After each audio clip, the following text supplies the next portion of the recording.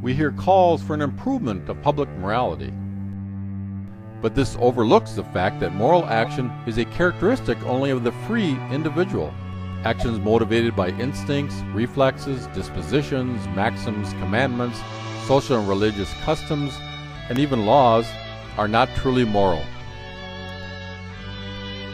A deed can only be described as moral in the truest sense when the individual has intuited the moral principle for the particular situation and brought into play the imagination needed to realize that principle in the deed.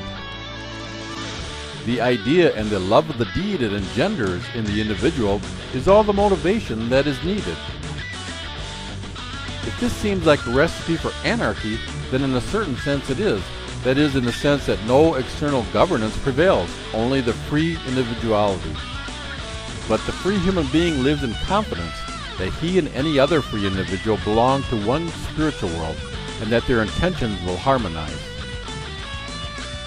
What I have outlined here is what Rudolf Steiner called ethical individualism. Free moral action involves moral intuition, moral imagination, and moral technique. Moral intuition, the capacity to intuitively experience the particular moral principle for each single situation. Moral imagination, the ability of imagination to translate a general moral principle into a concrete mental picture of the action to be carried out.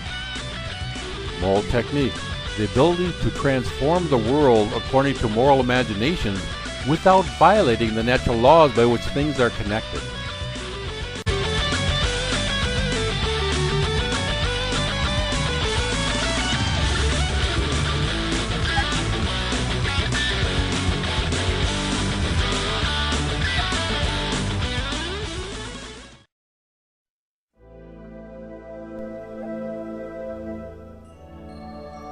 When a man in the 18th century said, "Embolden yourself, O man, to make use of your powers of reason," these were considered the words of a great enlightener.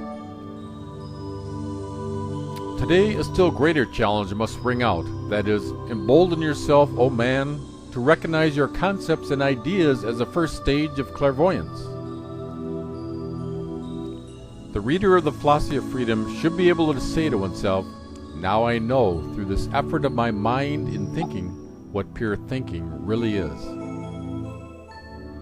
Then what I should like to call modern clairvoyance ceases to be anything miraculous.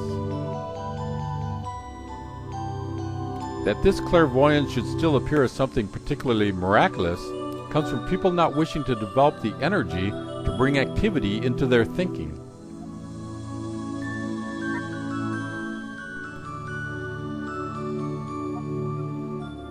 The question of freedom cannot be settled by philosophical argument, nor is it simply granted to us.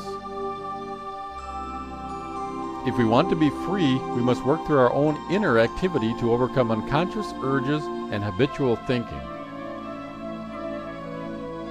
Today's materialism seeks to reduce us to totally unfree creatures completely determined by heredity and other influences. The experience of pure thinking is the only possible way of refuting materialism and is attainable by anyone with the goodwill to undertake this path.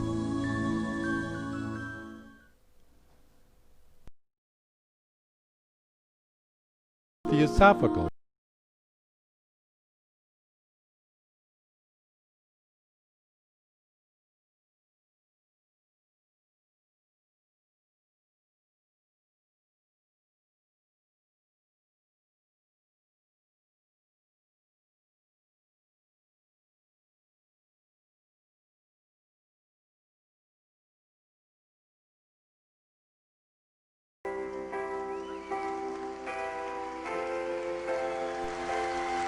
Asked which of his books he would most want to see rescued if catastrophe should come upon the world, Rudolf Steiner replied without hesitation, "The Philosophy of Freedom."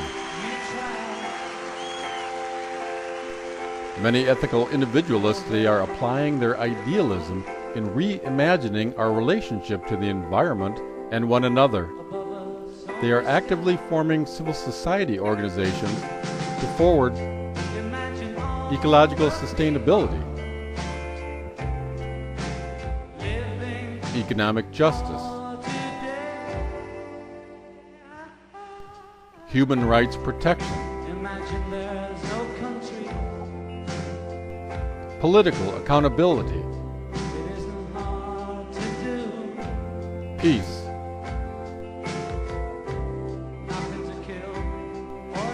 using the tools of modern communication technology to organize, texting, cell phones, the internet, a bottom-up rising of ethical individualists is taking place. An awakened human spirit working collectively with others can change the world.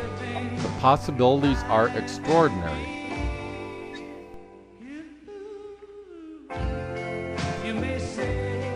If the ideas contained in my philosophy of freedom are to be further developed and applied to external social life so that these truths may become clear to a larger circle of people, it will be necessary to build a superstructure of the truths of spiritual science on the foundation of that philosophy.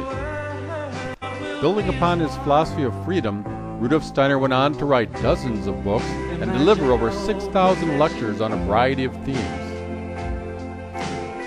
This has inspired others to apply his innovative and holistic approaches in medicine, science, education, special education, philosophy, religion, economics, agriculture, architecture, the arts, and other fields. A brotherhood and sisterhood of man.